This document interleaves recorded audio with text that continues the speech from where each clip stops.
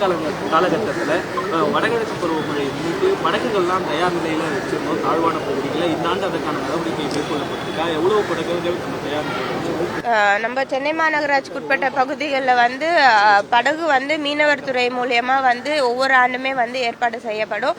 கடந்த ஆண்டு வந்து மாநகராட்சி சார்பாகவே வந்து படகுகள் வந்து வாங்கப்பட்டு மீனவர்களிடம் ஒப்படைக்கப்பட்டு மழைக்காலங்கள் தேவையின் அடிப்படையில் நாங்கள் அதை பயன்படுத்திக்கிறோம் அப்படின்றத தெரிவித்திருக்கிறோம்.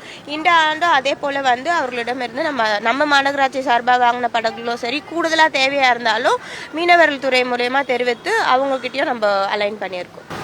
மாநகராட்சி சார்பாக எந்த பணிகளும் நடைபெறல, வீட்டுகளுக்கு ஒரு படகுகளை வாங்கி வச்சுக்கோங்க அப்படின்னு சொல்லி எதிர்கட்சிகள் குற்றச்சாட்டு வைக்கிறாங்க. அவங்களுக்கு என்ன சொல்ல வருது? எதிர்கட்சிகள் வந்து குற்றச்சாட்டு வைக்கிறதுக்கு தான் எதிர்கட்சிகள் இருக்கிறாங்க.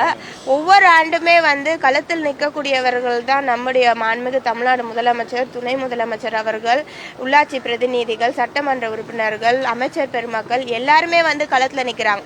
ஏதாவது ஒரு பகுதியில வந்து இந்த உள்ளாட்சி பிரதிநிதி வந்து களத்துல நிக்கல, இந்த எம்எல்ஏ வந்து களத்துல நிக்கல அப்படின்ட்டு ஒருத்தராலையும் குறிப்பிட்டு வந்து தெரிவிக்க முடியாது. இப்படி பொதுவா வேணா விமர்சனங்கள் வைக்கலாம்.